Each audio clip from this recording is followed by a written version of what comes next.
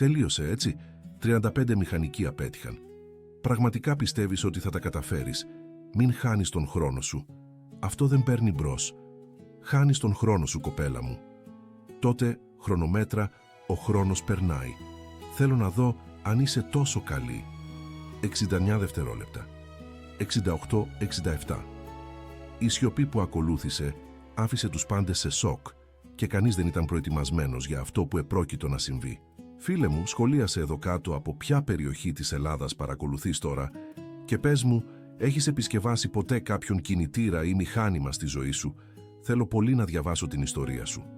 Τώρα θα συνεχίσω με την ιστορία. Η Καβάλα, πρωτεύουσα της Ανατολικής Μακεδονίας. Μια πόλη όπου ο ήλιος καίει ανελαίητα και η υγρασία κολλάει στο δέρμα σαν δεύτερο στρώμα. Στο εργοτάξιο της μεταλλευτικής ελληνικών πόρων, στην περιοχή του όρους Παγκαίου. Η ατμόσφαιρα μεταξύ των ανδρών ήταν ακόμα πιο βαριά από τον αποπνικτικό αέρα εκείνης της 3ης του Αυγούστου. Ήταν 47 μέρες. Αυτός ήταν ο ακριβής χρόνος που ο εξκαφέας Caterpillar 390F, ένας πορτοκαλί γίγαντας 90 τόνων, αξίας 600.000 ευρώ, βρισκόταν εντελώς παραλυμμένος, άφωνος, άχρηστος, σαν ένα μνημείο μετάλλου και ντροπής στη μέση του εργοταξίου. Κάθε μέρα που αυτός ο κολοσσός έμενε ακίνητος, κόστιζε στην εταιρεία 34.000 ευρώ σε άμεσες ζημιές. Ο Caterpillar 390F δεν ήταν ένα οποιοδήποτε μηχάνημα. Ήταν η καρδιά της επιχείρησης εξόρυξης σιδηρομεταλλεύματος, υπεύθυνος για το 40% της συνολικής παραγωγικής ικανότητας αυτού του ορυχείου, με τον κινητήρα του C18 των 391 ύπων, τον βραχίωνα των 7 μήμες και τον κάδο χωρητικότητας 2-5 kmh. Αυτό το μηχάνημα, όταν λειτουργούσε, ήταν ένα πραγματικό αριστούργημα της βαριάς μηχανικής. Αλλά τώρα ήταν απλώς ένα τεράστιο πρόβλημα που κανείς δεν μπορούσε να λύσει. 35 μηχανολόγοι μηχανικοί είχαν ήδη προσπαθήσει. 35 ειδικοί σε βαριά μηχανήματα, τεχνικοί πιστοποιημένοι από την ίδια την Caterpillar, που ήρθαν από την Αθήνα ειδικά για αυτό. Ακόμα και ένας διεθνής σύμβουλος που έφεραν από τη Γερμανία με εισιτήρια που κόστισαν μια περιουσία. Μουσική, όλοι απέτυχαν. Το μηχάνημα απλώς δεν ανταποκρινόταν στις υδραυλικές εντολές. Ο κινητήρας ντίζελ ξεκινούσε τέλεια, βρυχάτο δυνατά. Αλλά την ώρα να κινήσει τον βραχίωνα, τον κάδο, τίποτα. Απόλυτη σιωπή από το υδραυλικό σύστημα, σαν το μηχάνημα να είχε αποφασίσει να απεργήσει. Η απελπισία είχε ήδη εγκατασταθεί οριστικά στη διοίκηση της μεταλλευτικής ελληνικών πόρων. Οι συναντήσεις γίνονταν όλο και πιο τεταμένες. Τα email όλο και πιο απελπισμένα και ο Μάριος Νούλης, ο 49χρονος αρχιμηχανικός υπεύθυνος για την επιχείρηση, ένιωθε την πίεση να αυξάνεται μέρα με τη μέρα, σαν την πίεση σε μια χύτρα ταχύτητας που είναι έτοιμη να εκραγεί. Ο Μάριος ήταν ένας ψηλός άνδρας με φαρδείς ώμους, που φορούσε πάντα μπλουζάκια πόλο με το λογότυπο της μεταλλευτικής εταιρείας και ακριβά γυαλιά ηλίου κρεμασμένα στην τσέπη του. Απόφοιτος του ΕΜΠ με ειδίκευση στη Γερμανία, είχε τη φήμη της αδιαμφισβήτητης τεχνικής ικανότητας. Αλλά εκείνη τη στιγμή, περικυκλωμένος από την αποτυχία να λύσει το πρόβλημα της Caterpillar, η φυσική του αλαζονία δοκιμαζόταν με τρόπους που ποτέ δεν είχε φανταστεί. Ήταν εκείνο το πρωινό της Τρίτης, όταν το θερμόμετρο έδειχνε ήδη 38 γκεζγίαν στις 9 το πρωί, που ένα λευκό pick-up Fiat Strada του 2010 μπήκε αργά στο εργοτάξιο, σηκώνοντας κόκκινη σκόνη. Το όχημα ήταν ταλαιπωρημένο από τον χρόνο, με λακκούβες στον κάδο και το χρώμα ξεθοριασμένο από τον ανελαίητο ήλιο της Καβάλας. Αλλά αυτό που τράβηξε την προσοχή του Αντώνη Φαρία, του 58χρονου προϊσταμένου, που εργαζόταν 3 δεκαετίες στην εξόρυξη, δεν ήταν το αυτοκίνητο, ήταν η οδηγός. Μια νεαρή γυναίκα κατέβηκε από το pick-up με σίγουρες κινήσεις, ξανθιά, με γαλανά μάτια που έλαμπαν ακόμα και κάτω από το δυνατό φως του ήλιου, φορώντας ένα κόκκινο μπλουζάκι, λερωμένο με γράσο, φθαρμένο τζιν παντελόνι και σκονισμένες μαύρες μπότες εργασίας. Δεν ήταν πάνω από 26 ετών και κουβαλούσε μαζί της μια μεταλλική εργαλειοθήκη βαμμένη γκρι, φθαρμένη από την έντονη χρήση, με αυτοκόλλητα από μάρκες εργαλείων και κατασκευαστές βαρέων μηχανημάτων κολλημένα άτακτα. Υπήρχε κάτι σε αυτήν στον τρόπο που περπατούσε, στον τρόπο που κοιτούσε γύρω της, με αυτά τα διαπεραστικά γαλανά μάτια, που έλεγε ότι αυτή η γυναίκα δεν ήταν εκεί για τουρισμό. Ο Αντώνης, που είχε δει πολλά σε 3 δεκαετίες βαριάς δουλειάς, ένιωσε γνήσια περιέργεια όταν εκείνη τον πλησίασε με ένα μισό χαμόγελο ευγενικό. «Καλημέρα», είπε με φωνή σταθερή αλλά ευγενική. «Το όνομά μου είναι Ιωάννα Τσαβάρα.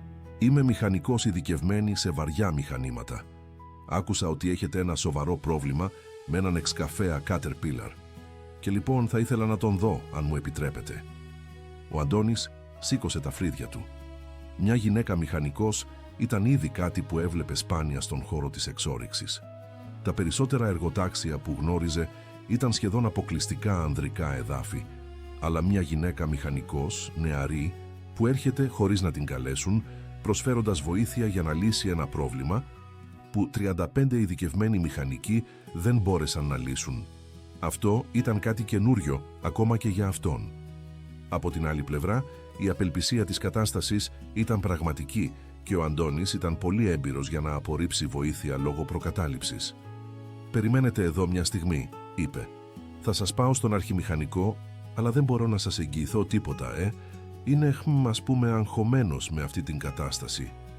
Η Ιωάννα απλώς έγνεψε καταφατικά, κρατώντας την εργαλειοθήκη της σταθερά. Μέσα της, η καρδιά της χτυπούσε πιο γρήγορα από όσο θα ήθελε να παραδεχτεί.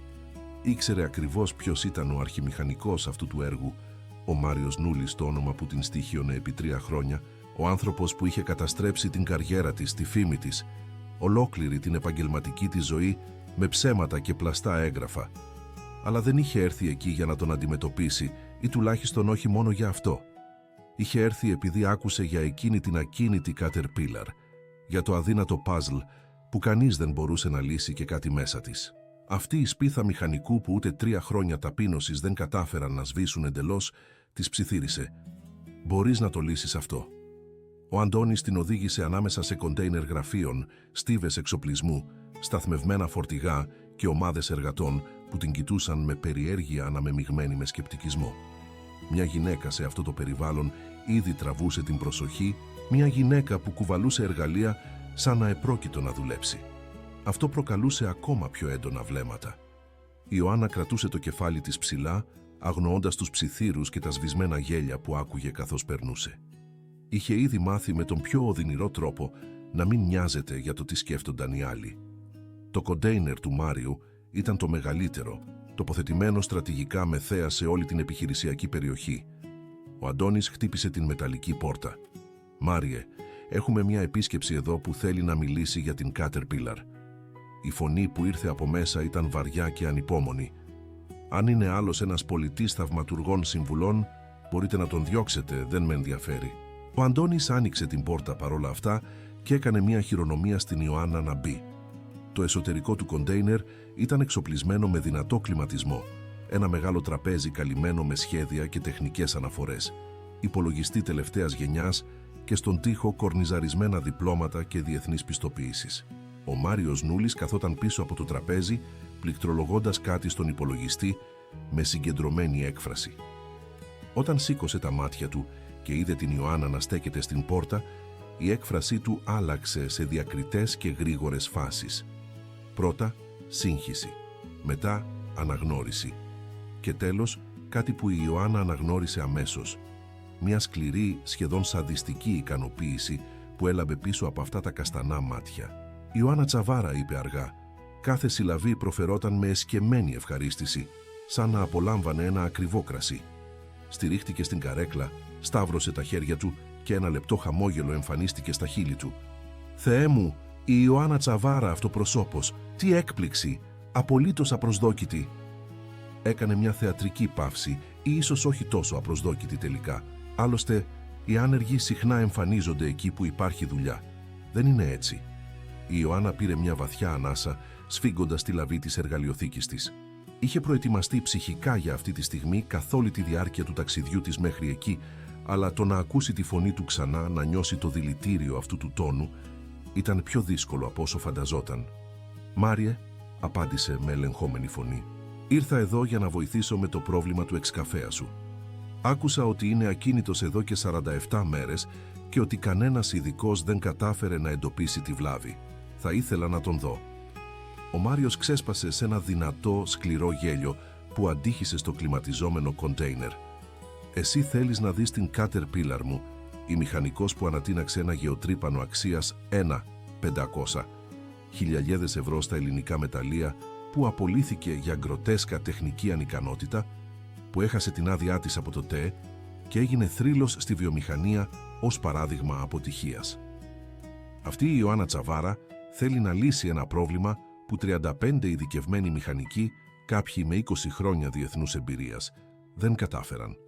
Σηκώθηκε από την καρέκλα, περιήλθε το τραπέζι και στάθηκε λίγα βήματα από αυτήν. «Έχεις ιδέα το επίπεδο θράσους που αντιπροσωπεύει αυτό? Ή μήπως έχασες τα λογικά σου μαζί με την καριέρα σου?» Οι λέξεις ήταν σαν μαχαίρια, κάθε μία σχεδιασμένη να κόψει βαθιά. Η Ιωάννα έκλεισε τα μάτια της για ένα δευτερόλεπτο, αναζητώντας εσωτερική δύναμη.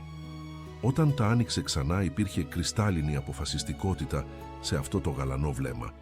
«Αυτή η αναφορά ήταν λάθος, Μάριε, και το ξέρεις πολύ καλά. Αλλά δεν ήρθα εδώ για να συζητήσω το παρελθόν. Ήρθα να λύσω το πρόβλημά σου με την Caterpillar. Αν μου δώσεις μια ευκαιρία». «Μια ευκαιρία?» Ο Μάριος την διέκοψε, η φωνή του ανεβαίνοντας σε τόνο. «Το ακούσατε αυτό, Αντώνη. Θέλει μια ευκαιρία». Περπάτησε μέχρι την πόρτα του κοντέινερ, την άνοιξε εντελώς φωνάζοντας έξω: «Παιδιά, ελάτε εδώ. Πρέπει να το δείτε αυτό. Είναι πολύ καλό για να το χάσετε».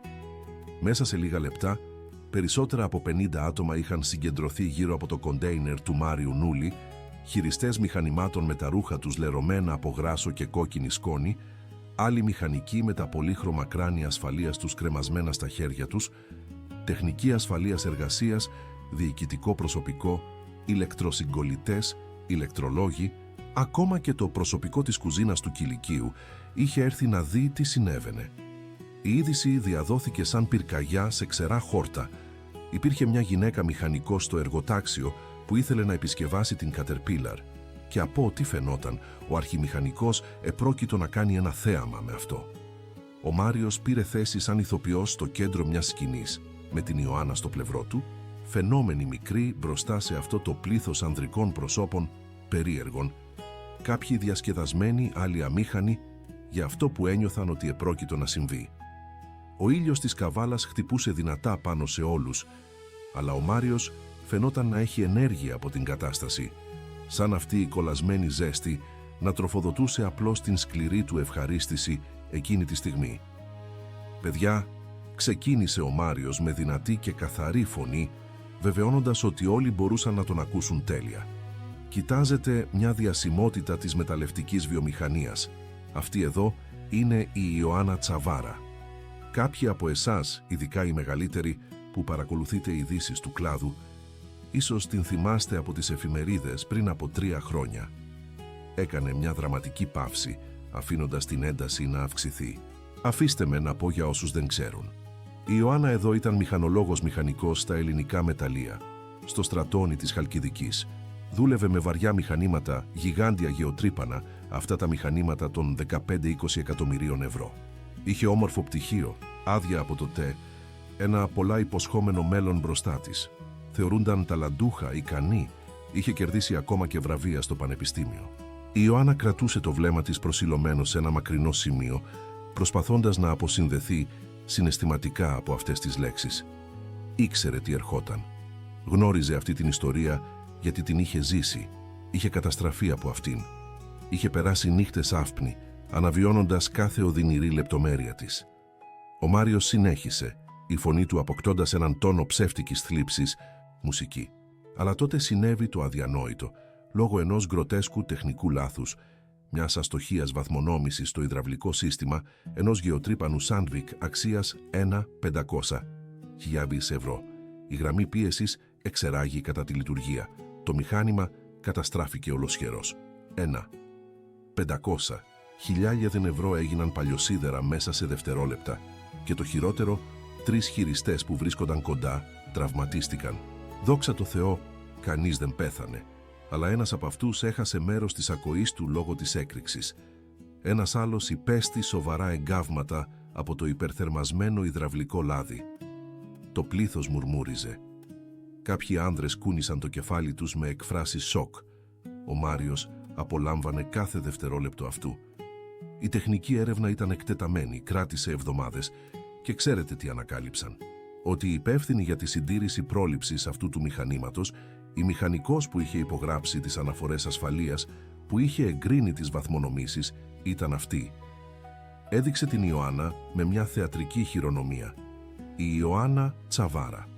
Η έρευνα κατέληξε στο συμπέρασμα ότι είχε διαπράξει βασικά λάθη υδραυλικής μηχανικής, είχε βαθμονομήσει λανθασμένα τη βαλβίδα εκτόνωσης πίεσης, είχε αφήσει το σύστημα να λειτουργεί σε επικίνδυνες συνθήκες, απολύθηκε αμέσως για σοβαρό λόγο, έχασε την επαγγελματική της άδεια από το ΤΕ. Έγινε περίπτωση μελέτης σε διαλέξεις ασφάλειας εργασίας, ως παράδειγμα τεχνικής αμέλειας. Μουσική. Κάθε λέξη ήταν ένα χτύπημα. Η Ιωάννα ένιωθε τα πόδια της να τρέμουν ελαφρά, αλλά αναγκάστηκε να σταθεί όρθια, διατηρώντας τι της είχε απομείνει από την αξιοπρέπειά της. Δεν επρόκειτο να δώσει στον Μάριο την ικανοποίηση να την δει να καταραίει, όχι ξανά. Και τώρα, ο Μάριος άνοιξε τα χέρια του με μια μεγαλόπρεπη χειρονομία.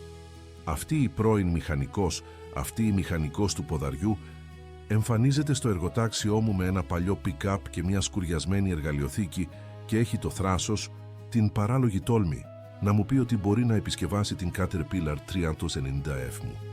Ένα μηχάνημα αξίας 600.000 ευρώ με υδραυλικό σύστημα 5.800 PSI πίεσης λειτουργίας με τεχνολογία ηλεκτροϊδραυλικού ελέγχου τελευταίας γενιάς που 35 διεθνώς πιστοποιημένοι ειδικοί δεν κατάφεραν να διαγνώσουν. Ξέσπασε σε ένα γέλιο που ακουγόταν ψεύτικο. Είναι παθητικό. Είναι παραλυρηματικό. Είναι σχεδόν λυπηρό από το πόσο γελίο είναι.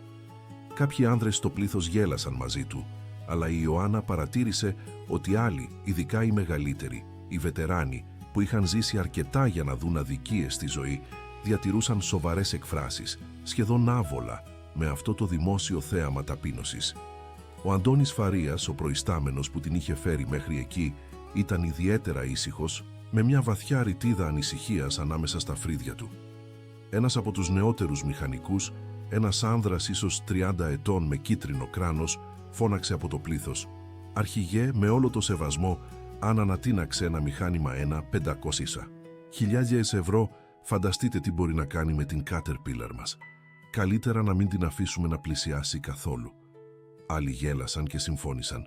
Ο Μάριος χαμογέλασε στον νεαρό μηχανικό, σαν καθηγητής περήφανος, για έναν μαθητή που είπε ακριβώς αυτό που ήθελε να ακούσει. «Έχετε δίκιο να φοβάστε». Ο Μάριος συμφώνησε. «Αλλά ξέρετε τι πιστεύω. Πιστεύω ότι θα ήταν άδικο εκ μέρους μου να διώξω απλώς την κυρία Ιωάννα χωρίς να της δώσω μια ευκαιρία να εξηλαιωθεί». Γύρισε προς την Ιωάννα και υπήρχε κάτι επικίνδυνο που έλαμπε σε αυτά τα μάτια. «Ήρθες μέχρι εδώ, Ιωάννα. Οδήγησες πιθανότατα ώρες με αυτό το παλιό σου αυτοκίνητο. Κουβάλισες τα εργαλειάκια σου, είχες το θάρρος να εμφανιστείς μπροστά μου μετά από όλα όσα συνέβησαν. Λοιπόν, θα είμαι γενναιόδωρος. Θα σου δώσω ακριβώς αυτό που ζήτησες, μια ευκαιρία». Η Ιωάννα τον κοίταξε με δυσπιστία. Τον γνώριζε αρκετά καιρό για να ξέρει ότι ποτέ δεν ήταν γενναιόδωρος χωρίς έναν εγωιστικό λόγο από πίσω. «Τι είδους ευκαιρία?» ρώτησε με χαμηλή αλλά σταθερή φωνή. Ο Μάριος σταύρωσε τα χέρια του, παίρνοντας μια στάση κριτή που επρόκειτο να εκφωνήσει ποινή. «Θα κάνω μια επίσημη πρόταση εδώ μπροστά σε όλους αυτούς τους μάρτυρες. Αν εσύ, Ιωάννα Τσαβάρα, καταφέρεις να διαγνώσεις και να επισκευάσεις την Caterpillar 390F μου, αυτό το μηχάνημα που νίκησε 35 ειδικούς, που κόστισε στην εταιρεία μου σχεδόν 700.000 ευρώ σε ζημιές και συμβουλές, εγώ προσωπικά θα πάω στο ΤΕΕ και θα καταθέσω υπέρ της πλήρους αποκατάστασης της άδειάς σου ως μηχανολόγος μηχανικός. Θα χρησιμοποιήσω όλη μου την επιρροή, όλες μου τις επαφές στη βιομηχανία για να καθαρίσω το όνομά σου. Θα γράψω ακόμα και μια συστατική επιστολή, λέγοντας ότι είσαι μια παρεξηγημένη ιδιοφυΐα». Το πλήθος σιώπησε. Η προσφορά φαινόταν πολύ καλή, πολύ γενναιόδωρη. Και ακριβώς γι' αυτό η Ιωάννα ήξερε ότι υπήρχε παγίδα. «Κι αν δεν τα καταφέρω?» ρώτησε ήδη προβλέποντας την απάντηση. Το χαμόγελο του Μάριου μεγάλωσε, αποκαλύπτοντας τέλεια λευκά δόντια. Σε αυτό το σημείο ήθελα να φτάσω.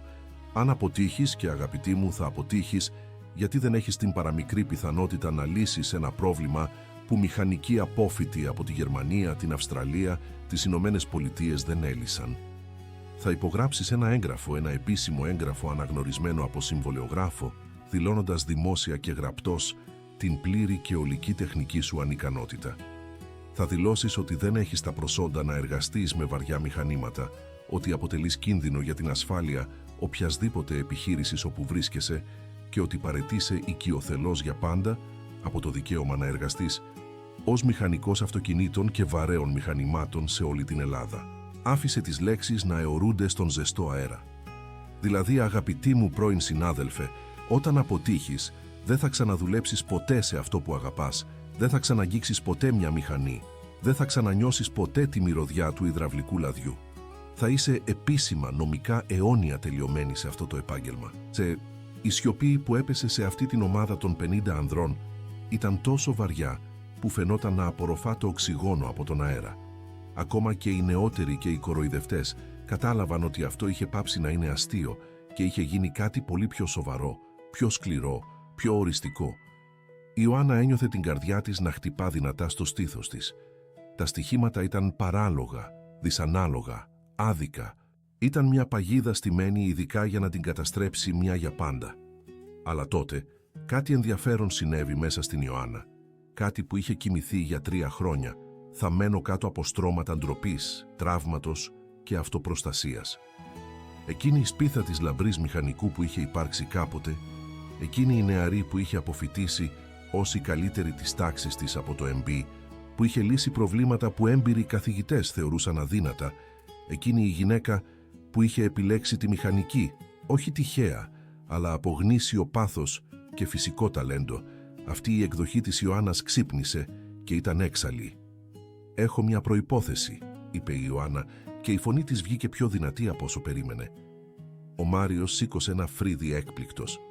Ναι, η χρεοκοπημένη διαπραγματεύεται τώρα». Η Ιωάννα έκανε ένα βήμα μπροστά, πλησιάζοντάς τον, κοιτώντας τον απευθείας στα αλαζονικά καστανά μάτια. «Όταν όχι, αλλά όταν επισκευάσω αυτή τη μηχανή, θα μου πεις την αλήθεια για το τι πραγματικά συνέβη στα ελληνικά μεταλλεία πριν από 3 χρόνια. Την πλήρη αλήθεια εδώ μπροστά σε όλους αυτούς τους ίδιους μάρτυρες. Θα παραδεχτείς τι πραγματικά έκανες». Η έκφραση του Μάριου άλλαξε για ένα κλάσμα του δευτερολέπτου. Μια λάμψη από κάτι που θα μπορούσε να είναι φόβος ή ενοχή ή θυμός, αλλά γρήγορα ανέκτησε τη μάσκα της διασκεδαστικής υπεροχής. «Την αλήθεια? Μα εγώ ήδη είπα την αλήθεια. Ανατείναξε σε ένα μηχάνημα λόγω ανικανότητας. Ποια άλλη αλήθεια υπάρχει?» Γέλασε, αλλά ο ήχος ήταν τώρα λίγο πιεσμένος. «Αλλά εντάξει. Αποδέχομαι την γελία σου προϋπόθεση. Όταν επισκευάσεις τη μηχανή, κάτι που δεν θα συμβεί ποτέ, θα σου πω όποια ιστορία θέλεις να ακούσεις. Ικανοποιημένη». Η Ιωάννα του έτεινε το χέρι της. «Έχουμε συμφωνία λοιπόν μπροστά σε όλους αυτούς τους μάρτυρες». Ο Μάριος κοίταξε το χέρι της, αυτά τα λεπτά δάχτυλα λερωμένα με παλιό γράσο, και το έσφιξε με υπερβολική δύναμη, προσπαθώντας να την πληγώσει. Η Ιωάννα δεν υποχώρησε, δεν έκανε μια γκριμάτσα. Το κράτησε κι αυτή σταθερά τα γαλανά της μάτια, ποτέ δεν έφευγαν από τα δικά του. «Έχουμε συμφωνία», επιβεβαίωσε ο Μάριος, ακόμα χαμογελώντας αυτό το σκληρό χαμόγελο. «Τώρα πάμε να δούμε αυτό το θαύμα που θα κάνεις, παιδιά», φώναξε στο πλήθος. «Όλοι θα με ακολουθήσετε μέχρι την Caterpillar. Θα γίνετε μάρτυρες της στιγμής που αυτή η γυναίκα θα αναγνωρίσει ότι δεν έχει την ικανότητα να βρίσκεται εδώ. Θα είναι εκπαιδευτικό για όλους». Έκανε μια μεγαλόπρεπη χειρονομία προς την παραλυμένη μηχανή. Η μεγαλειότητά της, η άμαξά της περιμένει. «Δείξτε μας τη μαγεία σας». Το πλήθος άρχισε να περπατά προς την περιοχή όπου ήταν σταθμευμένος ο Caterpillar 390F. Οι περισσότεροι άνδρες συζητούσαν μεταξύ τους με χαμηλούς τόνους.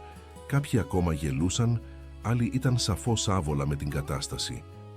Η Ιωάννα πήρε την εργαλειοθήκη της και άρχισε να περπατά κι αυτή, αλλά ο Αντώνης Φαρίας την πλησίασε διακριτικά. «Κοπέλα μου», είπε με χαμηλή φωνή για να την ακούσει μόνο αυτή, «είστε σίγουροι γι' αυτό?» Ο Μάριος δεν είναι άνθρωπος που μπλοφάρει. Θα σας βάλει να υπογράψετε αυτό το έγγραφο αν δεν τα καταφέρετε. Και αυτή η μηχανή, κανείς δεν μπόρεσε να ανακαλύψει τι έχει. Ακριβοί ειδικοί ήρθαν από όλη τη χώρα. Η Ιωάννα κοίταξε τον βετεράνο προϊστάμενο και είδε γνήσια ανησυχία σε αυτά τα κουρασμένα μάτια. «Κύριε Αντώνη», απάντησε ήρεμα, «έχω ήδη χάσει τα πάντα μια φορά. Την καριέρα μου, τη φήμη μου, τα όνειρά μου. Ένα επιπλέον κομμάτι χαρτί δεν θα αλλάξει τίποτα. Αλλά αν καταφέρω να επισκευάσω αυτή τη μηχανή, ίσως, μόνο ίσως, καταφέρω να ανακτήσω κάτι πολύ πιο σημαντικό από μια επαγγελματική άδεια. Θα ανακτήσω την αλήθεια». Πήρε μια βαθιά ανάσα. «Και επιπλέον ξέρω τι κάνω, εμπιστευτείτε με». Ο Αντώνης κούνησε το κεφάλι του, όχι εντελώς πεπισμένος, αλλά υπήρχε κάτι στη σταθερότητα αυτής της νεαρής γυναίκας, στην κρυστάλλινη αποφασιστικότητα αυτών των γαλανών ματιών που τον έκανε να θέλει να την πιστέψει. «Ο Θεός να σε βοηθήσει τότε, κοπέλα μου», μουρμούρισε καθώς προχωρούσαν προς την περιοχή της παραλυμμένης μηχανής. Ο Caterpillar 390F υψωνόταν σαν ένα πορτοκαλί μνημείο συλλογικής απογοήτευσης όλων στη μεταλλευτική ελληνικών πόρων. 90 τόνοι μετάλλου, τεχνολογίας και ανεκπλήρωτης υπόσχεσης. Γύρω του, απλωμένα στο σκονισμένο έδαφος, ήταν τα στοιχεία των δεκάδων αποτυχημένων προσπαθειών επισκευής, κουτιά με νέα ανταλλακτικά ακόμα στις συσκευασίες τους, αντικατεστημένοι υδραυλικοί σωλήνες κομμένοι και πεταμένοι στην άκρη, διαγνωστικοί υπολογιστές με κρεμασμένα καλώδια, εξειδικευμένα εργαλεία όλων των ειδών, ακόμα και ένας αυτοσχέδιος πάγκος εργασίας, καλυμμένος με ανοιχτά τεχνικά εγχειρίδια, σε σελίδες σημαδεμένες με απελπισμένες σημειώσεις. Η Ιωάννα στάθηκε μπροστά στο μηχάνημα και για μια στιγμή απλώς το κοίταξε. Το πλήθος των 50 ανδρών σχημάτισε ένα ημικύκλιο γύρω της, κάποιοι σταυρώνοντας τα χέρια τους με εμφανή σκεπτικισμό, άλλοι καπνίζοντας τσιγάρα και περιμένοντας το θέαμα. Ο Μάριος ακριβώς μπροστά σε όλους, με αυτό το αλαζονικό χαμόγελο ακόμα στο πρόσωπό του. Ο ήλιος έκαιγε όλο και πιο δυνατά, η ζέστη όλο και πιο αφόρητη, αλλά η Ιωάννα δεν το πρόσεχε πια. Το μυαλό της ήταν ήδη σε λειτουργία μηχανικού, αναλύοντας, επεξεργαζόμενη, συνδέοντας θεωρητικές γνώσεις με πρακτική εμπειρία. Θυμόταν κάθε μάθημα υδραυλικών συστημάτων, κάθε εγχειρίδιο που είχε διαβάσει, κάθε μηχανή που είχε επισκευάσει στα χρόνια πριν η ζωή της καταρρεύσει. Έβαλε την εργαλειοθήκη της στο έδαφος, καθάρισε τα χέρια της στο λερωμένο παντελόνι της και σκέφτηκε «Τώρα ή ποτέ. Είτε αυτή η μηχανή, είτε εγώ θα είμαστε η αλήθεια. Και μόνο μία από εμάς θα φύγει ηττημένη από εδώ». Η Ιωάννα ανέβηκε στον Caterpillar 390F με ευέλικτες κινήσεις, οι μπότες της βρίσκοντας τις μεταλλικές υποστηρίξεις σαν να το είχε κάνει χιλιάδες φορές πριν. Η καμπίνα του χειριστή ήταν ανοιχτή και μπήκε σε αυτό τον χώρο που μύριζε πλαστικό και απολυμαντικό. Κάποιος είχε καθαρίσει τα πάντα πρόσφατα, πιθανότατα με την άχρηστη ελπίδα ότι ο καθαρισμός θα έλυνε τα μηχανικά προβλήματα. Κάθισε στο μαλακό κάθισμα, ρύθμισε τη θέση της και έβαλε τα χέρια της στα χειριστήρια. Για μια στιγμή η Ιωάννα έκλεισε τα μάτια της και απλώς ανέπνευσε. Ένιωσε το μέταλλο κάτω από τα δάχτυλά της.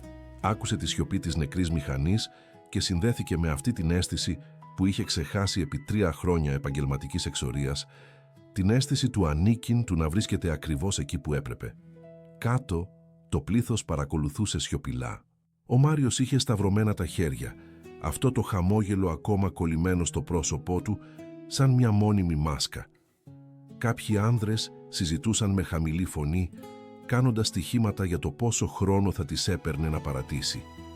10 λεπτά, 15, μισή ώρα, προσπαθώντας και μετά η αναπόφευκτη παραδοχή της ήττας. Ένας μεγαλύτερος χειριστής με γκρίζα μαλλιά μουρμούρισε στον συνάδελφό του δίπλα. «Της δίνω 5 λεπτά. Θα δει τα συστήματα, θα δει την πολυπλοκότητα και θα καταλάβει ότι δεν έχει καμία τύχη». Ο συνάδελφος απάντησε «Πιστεύω ότι δεν θα προσπαθήσει καν πραγματικά. Θα προσποιηθεί ότι ερευνά και μετά θα εφεύρει κάποια δικαιολογία». Αλλά η Ιωάννα δεν προσποιούνταν τίποτα. Γύρισε τον διακόπτη ανάφλεξης. Ο κινητήρας Diesel C18 ξύπνησε με ένα βαθύ και ισχυρό βρυχυθμό που αντίχησε σε όλο το εργοτάξιο. 3K91 ήπη που ανακοίνωναν την παρουσία τους. Ο κινητήρας λειτουργούσε τέλεια, ομαλά, χωρίς αστοχίες, χωρίς δισταγμούς. Η Ιωάννα πίεσε ελαφρά τον γκάζι και ο κινητήρας ανταποκρίθηκε με χιλιομετρική ακρίβεια. Τίποτα λάθος εκεί. Το πρόβλημα σίγουρα δεν ήταν στον κινητήρα. Τότε δοκίμασε τους υδραυλικούς ελέγχους, κίνησε απαλά τον μοχλό ελέγχου του βραχίωνα. Τίποτα δεν συνέβη. Ο γιγάντιος υδραυλικός βραχίωνας των 7-7 μήτρια παρέμεινε εντελώς ακίνητος, σαν να ήταν συγκολλημένος στη θέση του. Δοκίμασε τον βραχίωνα. Το ίδιο πράγμα, καμία ανταπόκριση. Ο κάδος, τίποτα. Η περιστροφή του πύργου, καμία κίνηση, ήταν ακριβώς όπως περιέγραφαν οι αναφορές. Κινητήρας τέλειος, αλλά υδραυλικό σύστημα εντελώς νεκρό, δεν ανταποκρίνεται σε καμία εντολή, σαν το μηχάνημα να είχε ξεχάσει πώς να είναι μηχάνημα. Η Ιωάννα έσβησε τον κινητήρα και κατέβηκε από την καμπίνα. Το πλήθος παρακολουθούσε κάθε κίνησή της με αυξανόμενη προσοχή. Κάποιοι ήταν γνήσια περίεργοι τώρα, θέλοντας να δουν τι θα έκανε στη συνέχεια. Ο Μάριος φώναξε από τη θέση του μουσική και λοιπόν η ιδιοφυΐα ανακάλυψες ήδη το πρόβλημα στα 30 δευτερόλεπτα της έρευνάς σου. Σποραδικά γέλια από το πλήθος. Η Ιωάννα τον αγνόησε εντελώς. Άρχισε να περπατά αργά γύρω από τον πορτοκαλί γίγαντα, τα γαλανά της μάτια αναλύοντας κάθε λεπτομέρεια με την ακρίβεια ενός τεχνικού σαρωτή. Παρατήρησε τους κύριους υδραυλικούς σωλήνες που έτρεχαν κατά μήκος του πλευρού του μηχανήματος, σαν φλέβες ενός μηχανικού οργανισμού. Ήταν νέοι σωλήνες. Κατασκευαστής Gates, σωστή προδιαγραφή για 5.820 PSI πίεσης λειτουργίας. Οι συνδέσεις ήταν τέλεια σφιγμένες, χωρίς σημάδια διαρροής.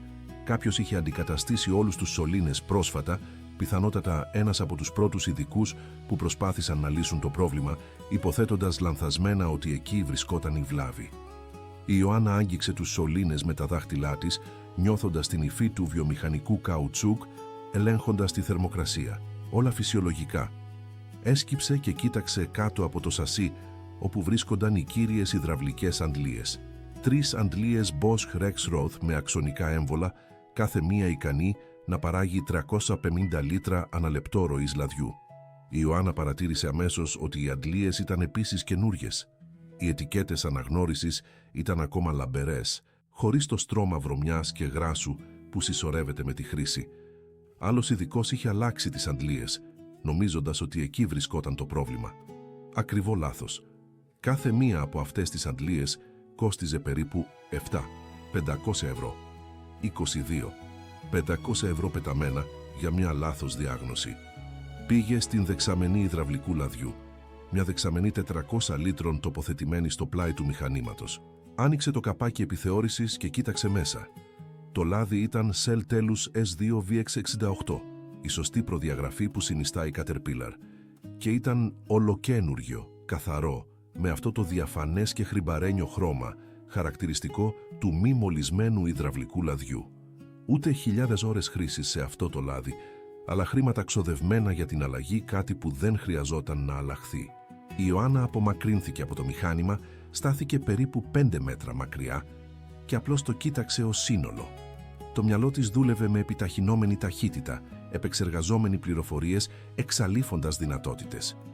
Ο κινητήρας λειτουργεί.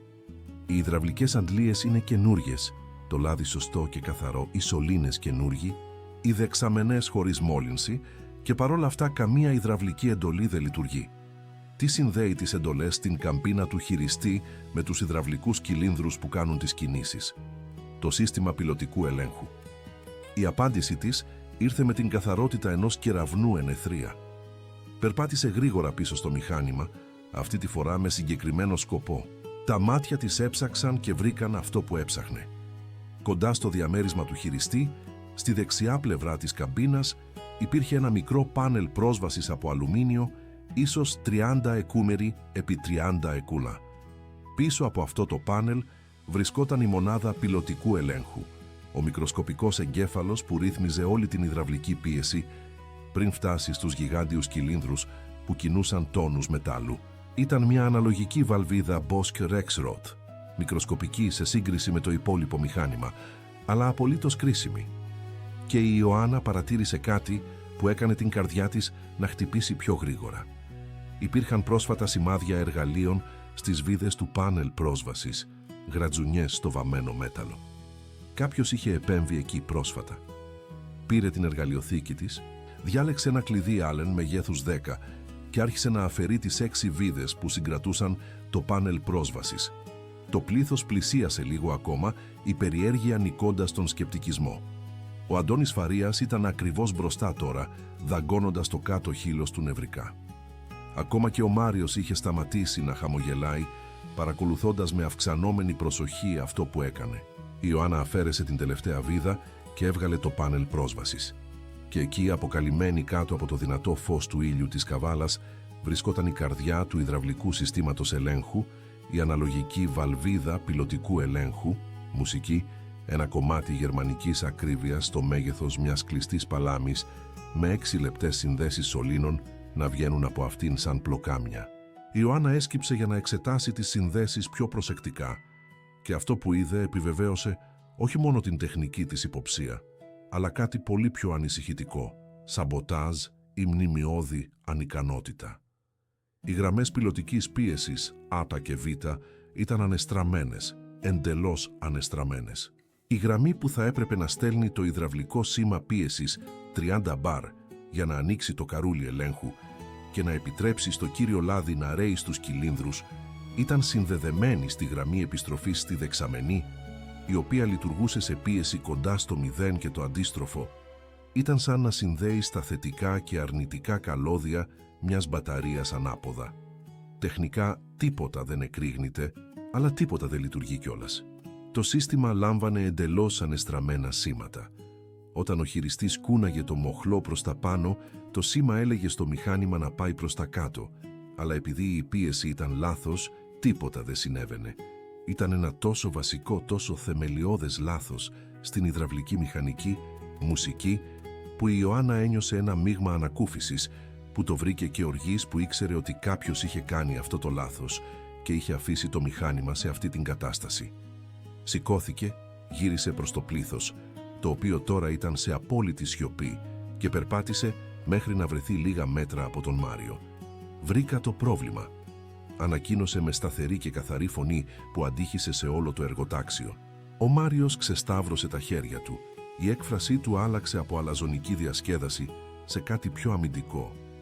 «Α, ναι, σε 5 λεπτά ανακάλυψες αυτό που 35 ειδικοί δεν είδαν σε 47 μέρες. Αυτό θέλω να το ακούσω». Η Ιωάννα απάντησε με τεχνική ακρίβεια, χωρίς συναίσθημα, μόνο γεγονότα. «Η βαλβίδα πιλωτικού ελέγχου Bosch Rexroth. Οι γραμμές πίεσης Α και Β είναι ανεστραμμένες. Η γραμμή που θα έπρεπε να στέλνει το σήμα εντολής 30 μπαρ στα καρούλια κατευθυντικού ελέγχου είναι συνδεδεμένη στη γραμμή επιστροφής στη δεξαμενή που λειτουργεί σε πίεση περιβάλλοντος. Εξαιτίας αυτού, όταν ο χειριστής κινεί τους μοχλούς εντολής στην καμπίνα, η πιλωτική πίεση πηγαίνει σε λάθος σημείο και καμία εντολή δεν εκτελείται. Το κύριο υδραυλικό σύστημα είναι επιχειρησιακά τέλειο, αλλά είναι μπερδεμένο επειδή λαμβάνει ανεστραμμένα σήματα. Είναι βασική υδραυλική μηχανική, πρώτη εβδομάδα μαθήματος αναλογικών συστημάτων ελέγχου στο πανεπιστήμιο. Η σιωπή που έπεσε σε αυτούς τους 50 άνδρες ήταν τόσο βαθιά που μπορούσες να ακούσεις τον ζεστό άνεμο να φυσάει ανάμεσα στα κοντέινερ. Ένας από τους παρόντες μηχανικούς, ένας άνδρας περίπου 45 ετών με πράσινο κράνος, έβγαλε ένα σημειωματάριο από την τσέπη του και άρχισε να το ξεφυλίζει μανιωδώς. «Θεέ μου», μουρμούρισε αρκετά δυνατά για να ακούσουν και οι άλλοι. «Είχα ελέγξει τις αντλίες, τη δεξαμενή, τους κύριους σωλήνες, τους κυλίνδρους, αλλά ποτέ δεν έλεγξα φυσικά τη διαμόρφωση των πιλωτικών γραμμών. Υπέθεσα ότι ήταν σωστή γιατί οι ηλεκτρονικές διαγνώσεις δεν έδειξαν λάθος εκεί. Άλλοι μηχανικοί άρχισαν να ελέγχουν τις δικές τους σημειώσεις, οι εκφράσεις τους αλλάζοντας από σκεπτικισμό σε αυξανόμενο σοκ, καθώς συνειδητοποιούσαν ότι όλοι είχαν κάνει το ίδιο λάθος. Να εμπιστεύονται υπερβολικά τις ηλεκτρονικές διαγνώσεις και να ξεχνούν να ελέγξουν τα βασικά φυσικά της μηχανικής. Ο Μάριος, ωστόσο, δεν ήταν πεπισμένος ή δεν ήθελε να είναι. Η φωνή του βγήκε λίγο πιο δυνατή από το απαραίτητο. «Η θεωρία είναι εύκολη, Ιωάννα. Οποιοσδήποτε μπορεί να έχει μια θεωρία. Δείξε μου. Επισκεύασε το τώρα. Αν είσαι τόσο σίγουρη, απόδειξε ότι δεν εφευρίσκεις απλώς μια όμορφη εξήγηση». Η Ιωάννα τον κοίταξε απευθείας στα μάτια για μια μεγάλη στιγμή. Στη συνέχεια, χωρίς να πει λέξη, επέστρεψε στην εργαλειοθήκη της, διάλεξε 2 κλειδιά Allen, ένα μεγέθους 8 και ένα μεγέθους 6 και ένα βαθμονομημένο κλειδί ροπής που είχε φθαρμένες ενδείξεις από την έντονη χρήση.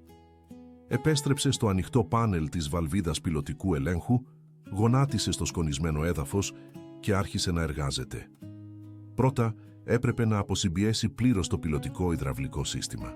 Εντόπισε τις 2 μικροσκοπικές βαλβίδες εξαέρωσης στο κάτω μέρος της βαλβίδας ελέγχου και τις άνοιξε προσεκτικά, αφήνοντας το υπολοιπόμενο λάδι να στραγγίσει σε ένα δοχείο που αυτοσχεδίασε με ένα μεταλλικό δίσκο μουσική που βρήκε κοντά. Σταγόνες κίτρινου υδραυλικού λαδιού άρχισαν να στάζουν αργά. Μουσική. Περίμενε υπομονετικά μέχρι οι σταγόνες να σταματήσουν εντελώς. Μηδενική πίεση στο πιλωτικό σύστημα, ασφαλές για αποσύνδεση των γραμμών. Στη συνέχεια, χρησιμοποιώντας το κλειδί Allen μεγέθους 8, άρχισε να χαλαρώνει τη σύνδεση της γραμμής πίεσης A. Η σύνδεση ήταν με λεπτό σπήρωμα, γερμανική ακρίβεια, απαιτώντας 16 πλήρεις στροφές για να χαλαρώσει εντελώς. Η Ιωάννα μέτρησε νοητικά κάθε στροφή. Το πλήθος παρακολουθούσε υπνοτισμένο. Κανείς δεν μιλούσε, κανείς δεν κινούνταν. Ακόμα και ο Μάριος είχε σταματήσει να προσποιείται υπεροχή και κοιτούσε επίμονα τη δουλειά της. Μια βαθιά ρητίδα ανησυχίας εμφανιζόταν ανάμεσα στα φρύδια του. Η Ιωάννα αφαίρεσε εντελώς τη γραμμή Α και την τοποθέτησε προσεκτικά στην άκρη. Μετά με το κλειδί Allen μεγέθους 6 χαλάρωσε τη γραμμή Β, άλλες 14 στροφές. Είχε σταθερά χέρια, ακριβείς κινήσεις, καμία διστακτικότητα. Ήταν προφανές για οποιονδήποτε παρακολουθούσε ότι αυτή η γυναίκα ήξερε ακριβώς τι έκανε. Δεν υπήρχε δοκιμή και λάθος, δεν υπήρχε αναζήτηση σε εγχειρίδια. Ήταν καθαρή γνώση, εμπειρία κρυσταλλωμένη σε φυσική δράση. Με τις 2 γραμμές αποσυνδεδεμένες, η Ιωάννα τις αντέστρεψε. Η γραμμή που ήταν στην θύρα Α πήγε στην θύρα Β. Η γραμμή που ήταν στην θύρα Β πήγε στην θύρα Α. Τόσο απλά. Τότε ήρθε το κρίσιμο μέρος, η επανασύνδεση με τις σωστές ροπές. Χρησιμοποίησε το βαθμονομημένο κλειδί ροπής, ρυθμίζοντάς το στα 25 mm, η ακριβής προδιαγραφή που συνιστά η Bosch Rexroth για αυτές τις συνδέσεις. Πολύ σφιχτό και καταστρέφει στο σπήρωμα ή τη στεγανοποίηση. Πολύ χαλαρό και έχεις διαρροή και απώλεια πίεσης. Έπρεπε να είναι ακριβές. Επανασύνδεσε τη γραμμή Α στη σωστή θύρα τώρα, σφίγγοντας χειροκίνητα μέχρι να νιώσει την αρχική αντίσταση. Μετά χρησιμοποιώντας το κλειδί ροπής για την τελική σύσφυξη. Κλικ. Ο χαρακτηριστικός ήχος του κλειδιού ροπής, φτάνοντας στο όριο που είχε ρυθμιστεί. Τέλειο. Επανέλαβε τη διαδικασία με τη γραμμή Β. Κλικ. Έγινε. Η Ιωάννα σηκώθηκε, καθάρισε τα χέρια της με ένα καθαρό πανί που έβγαλε από την τσέπη του παντελονιού της και κοίταξε το ρολόι που φορούσε στον καρπό της. Από τη στιγμή που γονάτισε μέχρι τη στιγμή που σηκώθηκε, 69 δευτερόλεπτα. Δεν είπε τίποτα, απλώς περπάτησε μέχρι την καμπίνα του Caterpillar 390F, ανέβηκε ξανά, κάθισε στο κάθισμα του χειριστή και γύρισε τον διακόπτη ανάφλεξης. Ο κινητήρας Σέγγα και 8 βρυχήθηκε ξανά στη ζωή και τότε, για πρώτη φορά σε 47 μέρες, η Ιωάννα κίνησε απαλά τον μοχλό ελέγχου του βραχίωνα προς τα πάνω. Η απάντηση ήταν άμεση και τέλεια. Ο γιγάντιος υδραυλικός βραχίωνας των 7 μέτρη άρχισε να ανεβαίνει με υπνοτική ομαλότητα, η κύλινδρη πίεσης ανταποκρινόμενη με χιλιομετρική ακρίβεια στην εντολή. Δοκίμασε την αντίστροφη κίνηση. Ο βραχίωνας κατέβηκε με την ίδια τελειότητα. Μετά δοκίμασε τον βραχίωνα, τον επέκτηνε και τον μάζεψε χωρίς κανένα δισταγμό. Ο κάδος άνοιξε και έκλεισε με ελεγχόμενη δύναμη. Η περιστροφή του πύργου. Το μηχάνημα των 90 τόνων άρχισε να περιστρέφεται στον άξονά του με την κομψότητα μιας μηχανικής μπαλαρίνας. Όλα τα υδραυλικά συστήματα λειτουργούσαν σε απόλυτη τέλεια αρμονία. Το πλήθος εξεράγει. Χειροκροτήματα ξέσπασαν αυθόρμητα από όλες τις πλευρές. Άνδρες φώναζαν με απίστευτη χαρά. Χειριστές πετούσαν τα κράνη τους στον αέρα. Ένας από τους νεότερους μηχανικούς αγκάλιασε τον συνάδελφό του δίπλα και οι 2 πηδούσαν σαν παιδιά. Ο Αντώνης Φαρίας είχε δάκρυα στα μάτια. 47 μέρες πίεσης, απογοήτευσης και φόβου απώλειας της δουλειάς εξατμίστηκαν σε 69 δευτερόλεπτα τέλειας τεχνικής εργασίας. «Τα κατάφερε», φώναξε κάποιος. «Η μηχανή λειτουργεί, είναι τέλεια». Η Ιωάννα κατέβηκε από την καμπίνα ήρεμα, σαν να είχε κάνει κάτι ρουτίνας, συνηθισμένο, τίποτα το ιδιαίτερο, αλλά μέσα της η καρδιά της χτυπούσε δυνατά, όχι από νευρικότητα, αλλά από μια βαθιά και παλιά χαρά που δεν ένιωθε εδώ και 3 μακρά και οδυνηρά χρόνια. Αυτή την αίσθηση του να είσαι καλή σε αυτό που έκανες, του να λύνεις το αδύνατο, του να αποδεικνύεις, όχι με λόγια, αλλά με συγκεκριμένα και μετρήσιμα αποτελέσματα, ότι ήξερε τι έκανε. Περπάτησε μέχρι τον Μάριο, ο οποίος ήταν παραλυμμένος, με έκφραση απόλυτου σοκ στο πρόσωπό του. Όλο το χρώμα είχε φύγει από τα μάγουλά του. Τα χέρια του έτρεμαν ελαφρά, κατά μήκος του σώματός του. «Επισκέβασα το μηχάνημά σου, Μάριε», είπε η Ιωάννα με ήρεμη, αλλά σταθερή φωνή. 69 δευτερόλεπτα. Το πρόβλημα διαγνώστηκε και λύθηκε. Τώρα εσύ εκπληρώνεις το μέρος της συμφωνίας σου. Σταύρωσε τα χέρια της, τα γαλανά της μάτια καρφωμένα πάνω του, χωρίς να ανοιγοκλείσει. «Πες την αλήθεια για το τι συνέβη στα ελληνικά μεταλλεία πριν από 3 χρόνια, μπροστά σε όλους αυτούς τους μάρτυρες, όπως υποσχέθηκες. Σχολιάστε 69 δευτερόλεπτα, αν πιστεύετε ότι η ικανότητα πάντα νικά το ψέμα». Ο Μάριος άνοιξε το στόμα του για να μιλήσει, αλλά κανένας ήχος δεν βγήκε.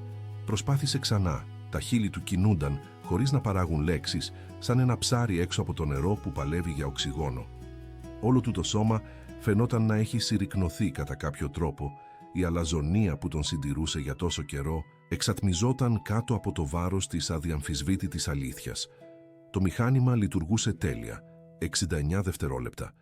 Είχε πάρα πολλούς μάρτυρες για να αρνηθεί. Είχε κάνει μια πολύ δημόσια συμφωνία για να διαφύγει. Εγώ δεν ξέρω τι λες».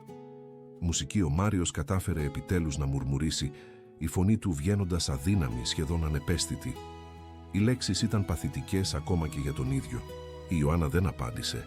Απλώς συνέχισε να τον κοιτάζει με αυτή την ακλόνητη σταθερότητα που έκανε τον Μάριο να νιώθει σαν η ψυχή του να ζυγίζεται και να βρεθεί ελλειπής. Ήταν εκείνη τη στιγμή που μια αυταρχική φωνή έκοψε τον αέρα σαν λεπίδα. «Εγώ ξέρω ακριβώς τι λέει, Μάριε». Όλοι γύρισαν, περπατώντας στο εργοτάξιο, διασχίζοντας το πλήθος που άνοιγε για να τον αφήσει να περάσει. Ερχόταν ένας άνδρας περίπου 55 ετών, με γκρίζα μαλλιά χτενισμένα προς τα πίσω, φορώντας ένα άψογο σκούρο μπλε κοστούμι που φαινόταν εντελώς εκτός τόπου, σε αυτό το περιβάλλον κόκκινης σκόνης και αποπνικτικής ζέστης. Κουβαλούσε μια καφέ δερμάτινη εκτελεστική τσάντα κάτω από το μπράτσο του. Ο Αντώνης Φαρίας ήταν ο πρώτος που τον αναγνώρισε και ψιθύρισε στον συνάδελφό του δίπλα. «Είναι ο Χάρης Παπαδόπουλος, ο Περιφερειακός Διευθυντής Επιχειρήσεων της Μεταλλευτικής Ελληνικών Πόρων. Θεέ μου, ήρθε προσωπικά να δει την κρίση του μηχανήματος». Η είδηση διαδόθηκε στο πλήθος μέσα σε δευτερόλεπτα. Ο Περιφερειακός Διευθυντής, ο άνθρωπος που αποφάσιζε προσλήψεις και απολύσεις, ο άνθρωπος του οποίου το γραφείο βρισκόταν στη Θεσσαλονίκη και που σπάνια εμφανιζόταν στα εργοτάξια, εκτός αν συνέβαινε κάτι πολύ σοβαρό. Ο Χάρης πλησίασε την Ιωάννα και της έτεινε το χέρι με ένα σεβαστικό χαμόγελο. «Ιωάννα Τσαβάρα, σας θυμάμαι πολύ καλά. Εργάστηκα ως ανεξάρτητος εξωτερικός σύμβουλος κατά τη διάρκεια της εγκληματολογικής έρευνας του περιστατικού στα ελληνικά μεταλλεία πριν από 3 χρόνια. Προσλήφθηκα από την ασφαλιστική εταιρεία για να κάνω μια αμερόληπτη ανάλυση του τι πραγματικά συνέβη». Η Ιωάννα του έσφιξε το χέρι έκπληκτη και μπερδεμένη.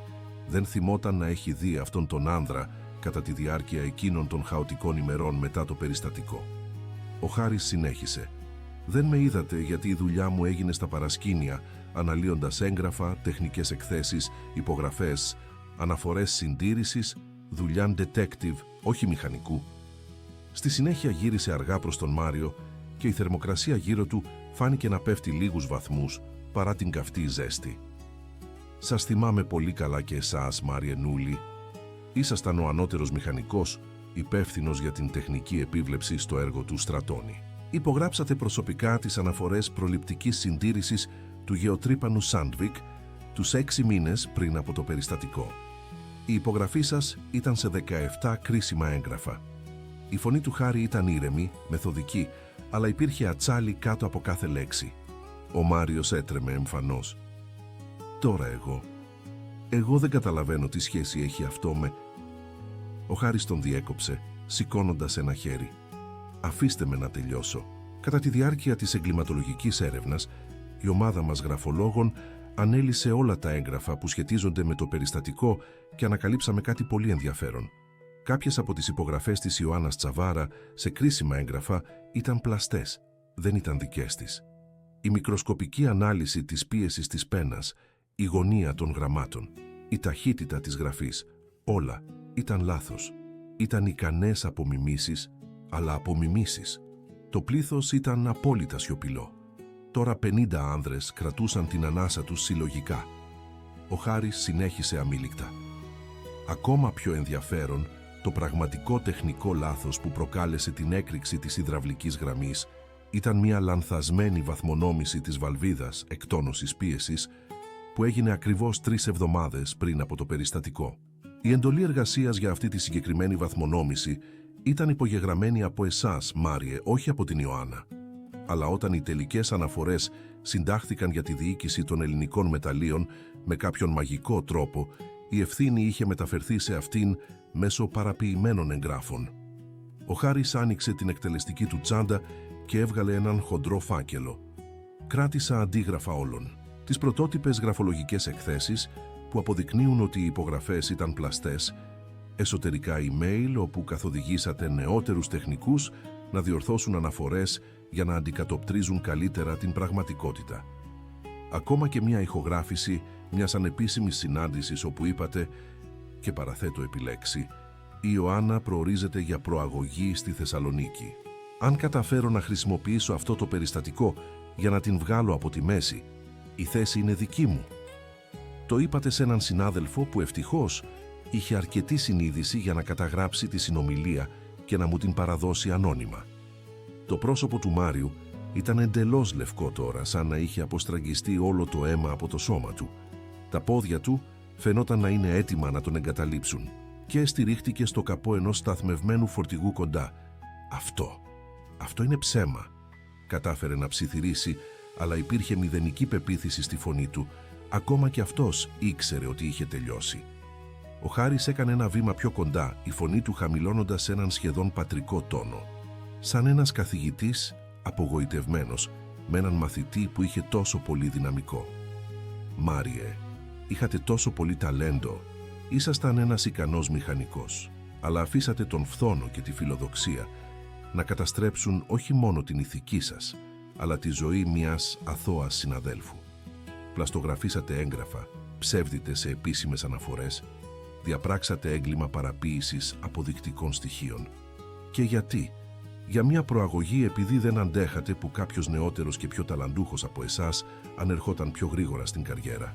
Κάποιοι άνδρες στο πλήθος άρχισαν να μουρμουρίζουν λέξεις αποδοκιμασίας. Τα βλέμματα που απευθύνονταν στον Μάριο τώρα ήταν απόλυτης περιφρόνησης. Ένας από τους μεγαλύτερους χειριστές έφτισε στο έδαφος με αηδία.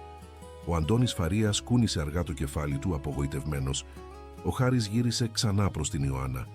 «Ιωάννα, εκ μέρους της μεταλλευτικής ελληνικών πόρων και εκ μέρους της δικαιοσύνης που έπρεπε να είχε αποδοθεί πριν από 3 χρόνια, θα ήθελα να σας προσφέρω τη θέση του αρχιμηχανικού βαρέων μηχανημάτων αυτής της επιχείρησης.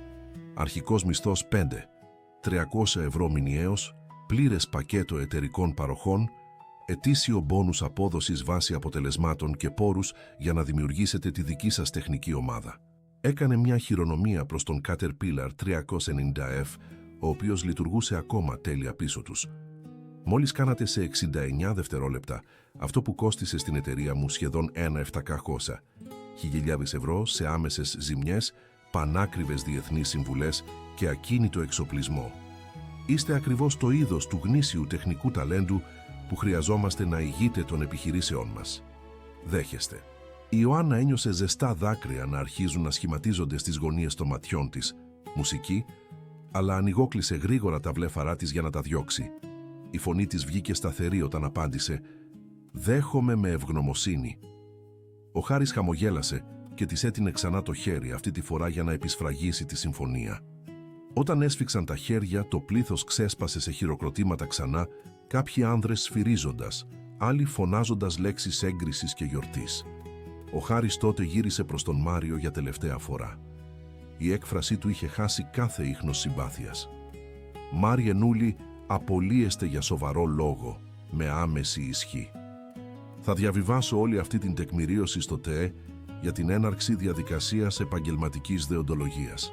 Επίσης θα στείλω αντίγραφα στην ελληνική αστυνομία για ποινική έρευνα πλαστογραφίας εγγράφων και παραποίησης αποδεικτικών στοιχείων. Έχετε 30 λεπτά για να συλλέξετε τα προσωπικά σας αντικείμενα και να εγκαταλείψετε αυτό το έργο. Οι φρουροί ασφαλείας θα σας συνοδεύσουν για να διασφαλίσουν ότι δεν θα πάρετε τίποτα που ανήκει στην εταιρεία». Ο Μάριος προσπάθησε να μιλήσει, προσπάθησε να αμυνθεί, αλλά δεν υπήρχε δυνατή άμυνα. 50 μάρτυρες είχαν δει τα πάντα, είχαν ακούσει τα πάντα. Η αλήθεια είχε εκτεθεί κάτω από τον καυτό ήλιο της Καβάλας, χωρίς δυνατότητα άρνησης. Απομακρύνθηκε από το φορτηγό όπου στηριζόταν και άρχισε να περπατά προς το κοντέινερ που ήταν το γραφείο του. Τα βήματά του ταλαντευόμενα, η ώμη του κυρτή, κάτω από το βάρος της δημόσιας ντροπής και της επαγγελματικής καταστροφής που ο ίδιος είχε δημιουργήσει. Ενώ ο Μάριος απομακρυνόταν, η Ιωάννα επέτρεψε επιτέλους σε ένα μοναδικό δάκρυ να κυλήσει στο πρόσωπό της. Δεν ήταν από θλίψη, ήταν από ανακούφιση, από δικαίωση, από δικαιοσύνη. Επιτέλους, αποδόθηκε. Ο Αντώνης Φαρίας την πλησίασε και της έβαλε ένα απαλό χέρι στον ώμο. «Το άξιζες αυτό, κοπέλα μου, κάθε δευτερόλεπτο αυτού. Καλώς όρισες στην ομάδα». Υπό την τεχνική ηγεσία της Ιωάννας, η εταιρεία έγινε εθνικό σημείο αναφοράς στην επιχειρησιακή αποδοτικότητα και ασφάλεια με δείκτες παραγωγικότητας που έκαναν διεθνείς συμβούλους να έρχονται από μακριά μόνο για να μελετήσουν τις μεθόδους που εφαρμόστηκαν εκεί.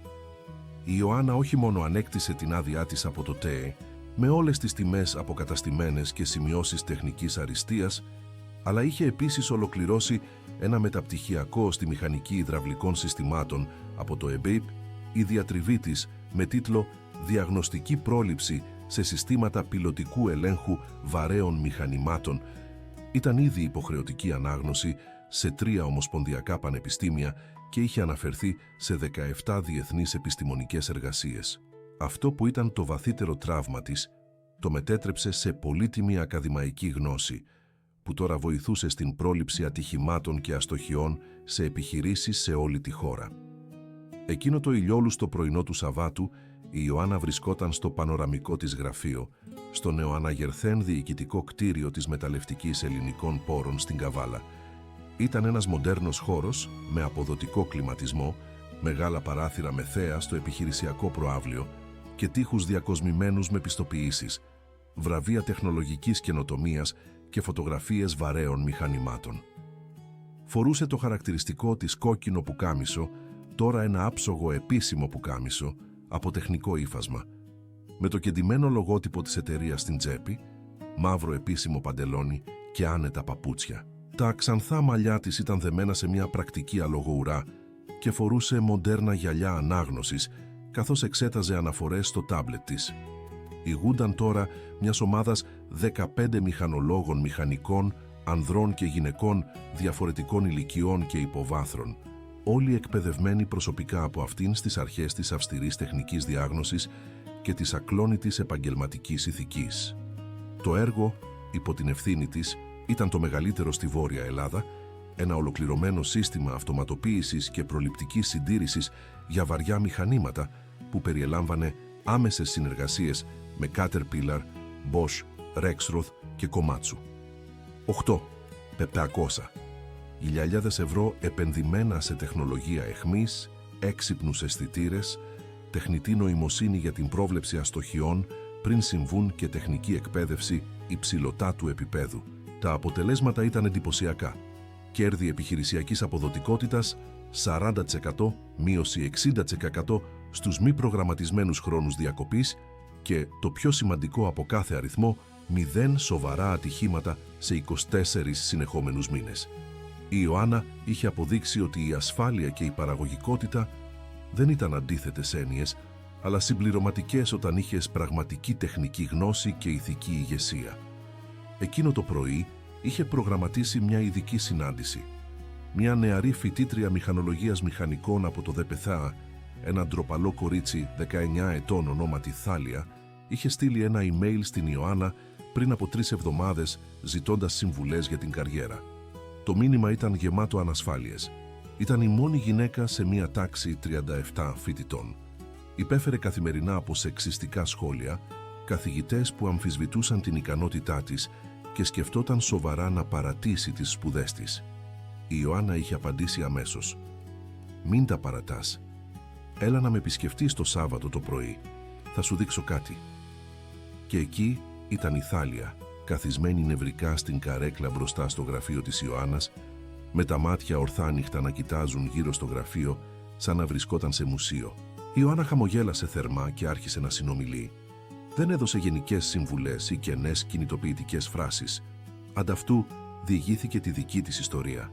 Μίλησε για τη δημόσια ταπείνωση πριν από 3 χρόνια, για το ότι έχασε όλα όσα είχε χτίσει, για τις νύχτες που έκλαιγε, νομίζοντας ότι δεν θα ξαναδουλέψει ποτέ σε αυτό που αγαπούσε. Μίλησε για την ημέρα που έφτασε σε αυτό το εργοτάξιο, οδηγώντας ένα παλιό pick-up και κουβαλώντας μια φθαρμένη εργαλειοθήκη, και για το πώς 69 δευτερόλεπτα τέλειας τεχνικής εργασίας άλλαξαν τα πάντα. «Ο κόσμος θα προσπαθήσει να σου πει ότι δεν ανήκεις εδώ», είπε η Ιωάννα με ευγενική σταθερότητα. «Θα αμφισβητήσουν την ικανότητά σου, θα περιμένουν να αποτύχεις. Κάποιοι θα σε σαμποτάρουν ακόμα για να εξασφαλίσουν ότι θα αποτύχεις. Αλλά Θάλια, άκου τι θα σου πω.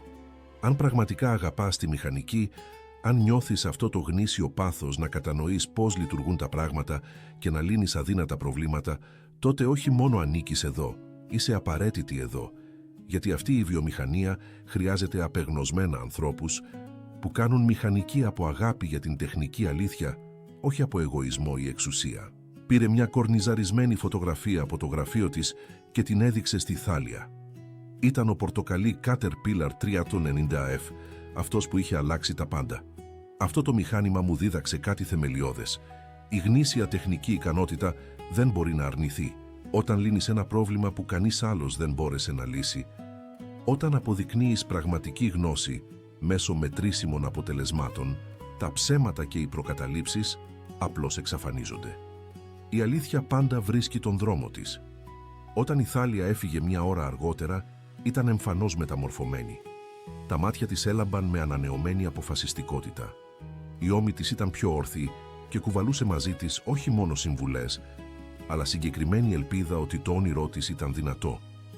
Η Ιωάννα τη συνόδευσε μέχρι την πόρτα, αγκάλιασε τη νεαρή φοιτήτρια σφιχτά και είπε: «Όταν αποφοιτήσεις, στείλε μου το βιογραφικό σου. Πάντα υπάρχει χώρος στην ομάδα μου για πραγματικές μηχανικούς». Αφού έφυγε η Θάλια, η Ιωάννα περπάτησε μέχρι το πανοραμικό παράθυρο του γραφείου της. Κάτω, στο γιγάντιο επιχειρησιακό προαύλιο, δεκάδες βαριά μηχανήματα δούλευαν σε τέλεια αρμονία. Εξκαφείς, φορτωτές, ερπιστριοφόροι ελκυστήρες, φορτηγά εκτός δρόμου, γεωτρύπανα. Και εκεί, σε μια εξέχουσα, σχεδόν τελετουργική θέση, βρισκόταν αυτός, ο πορτοκαλί Caterpillar 390F. Μουσική, λειτουργώντας τέλεια μετά από περισσότερες από 5.000 επιπλέον ώρες λειτουργίας από εκείνη την αξέχαστη μέρα. Η Ιωάννα έβαλε το χέρι της στο τζάμι του παραθύρου, τα γαλανά της μάτια, αντανακλώντας το δυνατό φως του ήλιου της καβάλας. Σκέφτηκε όλα όσα είχε περάσει, τον πόνο που σχεδόν την κατέστρεψε, την αδικία που σχεδόν την έσπασε, την ταπείνωση που σχεδόν την έκανε να τα παρατήσει για πάντα, και σκέφτηκε πως μια μοναδική ευκαιρία, μια μοναδική στιγμή θάρρους, 69 δευτερόλεπτα τέλειας τεχνικής εργασίας, μουσική, είχαν αποκαταστήσει όχι μόνο την καριέρα της, αλλά την ταυτότητά της, την αξιοπρέπειά της, την αλήθεια της.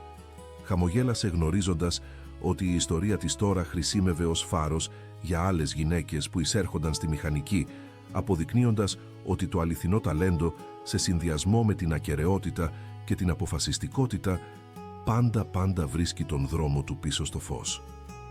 Όσο βαθιά κι αν είναι η σκοτεινιά της νύχτας, ο πορτοκαλί εξκαφέας Caterpillar 390F συνέχιζε να βρυχάται κάτω, ένα ζωντανό μνημείο, η νίκη της ικανότητας επί της αδικίας, της αλήθειας επί του ψεύδους και του γνήσιου ταλέντου επί της κενής και καταστροφικής αλαζονίας. Και η Ιωάννα Τσαβάρα, φορώντας το χαρακτηριστικό της κόκκινο, ήξερε με απόλυτη βεβαιότητα ότι αυτό ήταν μόνο η αρχή ενός πολύ μεγαλύτερου ταξιδιού που είχε ακόμα μπροστά της.